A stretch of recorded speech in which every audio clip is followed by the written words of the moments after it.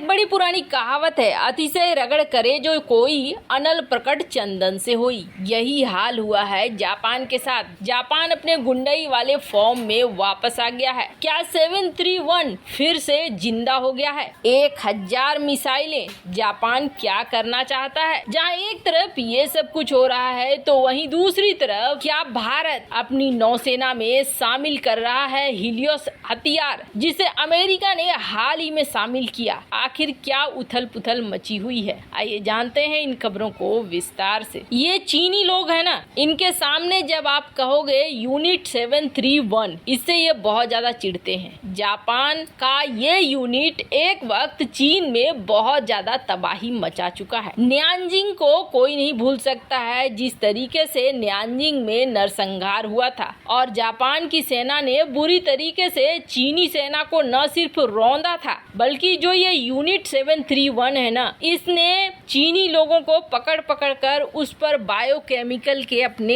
Experiment करने लगे थे। इसलिए आज भी जब चीनियों के सामने इस यूनिट का उल्लेख होता है तो वो बिल्कुल चिढ़ से जाते हैं और करीब करीब इसे चिढ़ाने की वजह से ही एक बार शिंजो आबे ने एक फाइटर जेट की यात्रा की थी जिसमें यूनिट लिखा हुआ था 731। वैसे सिर्फ चीनी ही नहीं बल्कि साउथ कोरियन भी इससे बहुत ज्यादा चिढ़ते हैं। 731 यूनिट ने जिस तरीके की तबाही मचाई थी, उसने ये चीज साबित कर दिया था, एक छोटा सा देश जापान जो टेक्नोलॉजी को इतनी अच्छी तरीके से पकड़ चुका था कि उसने कुछ ही सालों में जब युद्ध शुरू हुआ था ऐसे ऐसे हथियार बनाए थे जो बड़े बड़े देशों को पीछे छोड़ रहे थे। एक छोटे से देश ने अपनी टेरिटरी से निकलकर दुनिया के कई हिस्सों पर कब्जा करना शुरू कर दिया था और कब्जा कर भी लिया था। आखिर इस छोटे से देश में ऐसा क्या है? तो सबसे बड़ी बात है, इन जापानीज में एक तो बहुत ज्यादा कठिन परिश्रम करने की आदत है। दूसरी बड़ी बात है कि ये समय के बेहद पाबंद रहते हैं। इनके यहाँ 1 मिनट का लेट मतलब लेट हुआ। हमारे यहाँ भले इस चीज को बहुत ज्यादा मान्यता न दी जाती हो, लेकिन जापान में आज भी लेट का मतलब अगर 1 मिनट भी ट्रेन लेट हुई है तो वो सूचना देंगे कि हाँ, हम क्यों 1 मिनट लेट हुए हैं। वक्त को इन्होंने बहुत अच्छे से समझा। पर द्वितीय विश्व युद्ध हुआ और द्वितीय विश्व युद्ध के बाद अमेरिका ने फोर्स कर दिया कि आप साइन करो कि सिर्फ आप अपनी आत्मरक्षा करोगे, आप किसी पर हमला नहीं करोगे, आप अपनी सेना नहीं बना सकते हो। और ऐसा होने के बाद जापान कमतर होता चला गया। जापान के वो लोग जो कभी मिलिट्री में थे, कभी अनुसंधान में थे, वो लोग चले आए इलेक्ट्रॉनिक्स की दुनिया में। और आप देख ही सकते हैं कि जापान ने इलेक्ट्रॉनिक की दुनिया में भी बहुत अच्छा काम किया,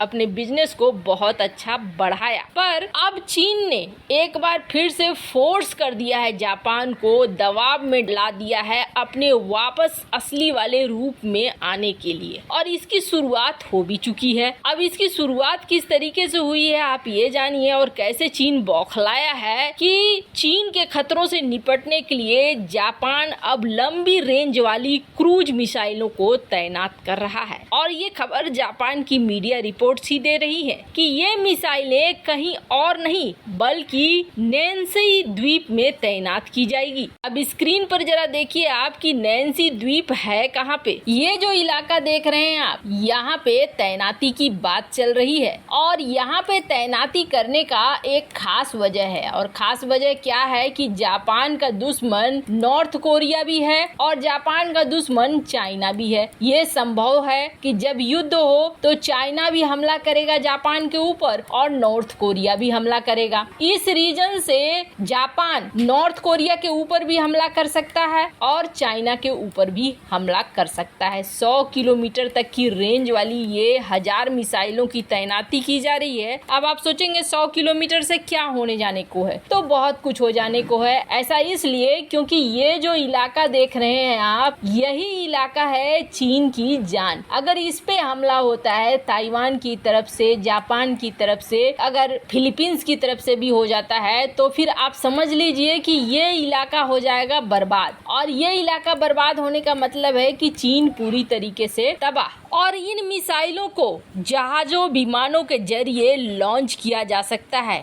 वैसे ये सब कुछ ऐसे समय पर हो रहा है जब चीन भी ईस्ट चाइना सी, जो कि जापान के पास है, वहां पर युद्धाभ्यास के लिए उतरा हुआ है। वैसे आपको बता दें, ये जो हाल के 2 साल है ना, इस 2 साल में बहुत कुछ बदल जाएगा। 2024 तक जापान आपको एक ऐसी क्षमता वाला देश मिलेगा जिससे खुद चीन डरने लगेगा। जापान के लिए सबसे बड़ा खतरा है चीन के हथियारों का जखीरा, और अब उसको काउंटर करने के लिए जापान अपने असली वाले रूप में आ चुका है। क्रांति की बात करने वाला जापान अब चीन को अपनी असली ताकत दिखा रहा है। 1000 क्रूज मिसाइलें यहाँ पर तैनात कर रहा है। वैसे जहाँ खतरा यहाँ पर बढ़ रहा है, वहीं दूसरी तरफ गुआम एयरबेस पर भी बढ़ रहा है। चीन का सबसे अगला टारगेट और सबसे पहला टारगेट बन सकता है गुआम एयरबेस, और इसके लिए चीन ने कई बार पहले भी इस बात को बताया हुआ है कि हम गुआम एयरबेस को टारगेट कर सकते हैं। अमेरिका इस बात को बहुत अच्छे से जानता है कि इस लोकेशन में गुआम एयरबेस बहुत महत्वपूर्ण है। ऐसे में अमेरिका ने सबसे पहले तो थार्ड की तैनाती शुरू कर दी है गुआम एयरबेस में। और मामला सिर्फ इतना दूर तक ही नहीं बचा है, बल्कि इजराइल से आयरन डोम लेकर आयरन डोम की भी तैनाती शुरू हो चुकी है।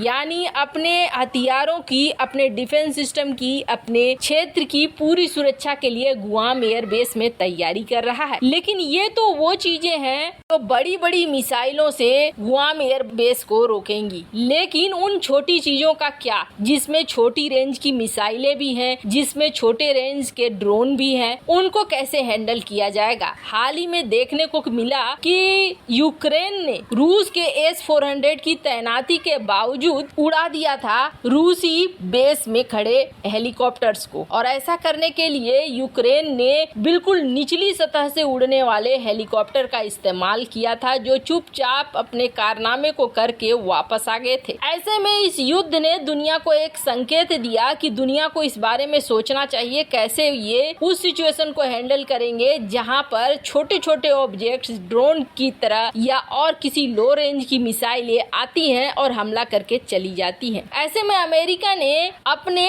नौसेना से लेकर थल सेना में हीलियस हथियारों का इस्तेमाल करना शुरू किया। क्या है ये हीलियस? हीलियस दरअसल लेजर विपन है। लो रेंज के लेजर विपन का इस्तेमाल करना शुरू कर दिया है। गुआम एयरबेस में भी कई चीजों में इस हथियार का इस्तेमाल किया जा रहा है ताकि ड्रोन हो या लो रेंज की मिसाइलें हो, उनको काउंटर किया जा सके। अब भारत पर भी ये विचार चल रहा है कि भारत भी अपनी नौसेना को और अपनी आर्मी को इस तरह के हथियार दे ताकि सामानों की रक्षा हो सके और ये लो रेंज वाली चीजें समस्या न खड़ी करे। वैसे भारत इजराइल के साथ मिलकर कई लेजर विपन पर काम भी कर रहा है कथित तौर पर, और वहीं दूसरी तरफ भारत अपने भी कई ऐसे लेजर विपन बना रहा है काली दुर्गा के नाम से। वैसे इन सब कामों में थोड़ी देर जरूर हुई है, लेकिन आने वाले कुछ सालों तक अगर युद्ध नहीं होता है तो आप समझ लीजिए कि भारत एक बहुत बड़ी शक्ति हासिल कर चुका होगा। वैसे इन सब मामले में आपकी क्या राय है, कमेंट कर जरूर बताएं। जल्द मिलते हैं अगले वीडियो में नई खबर के साथ।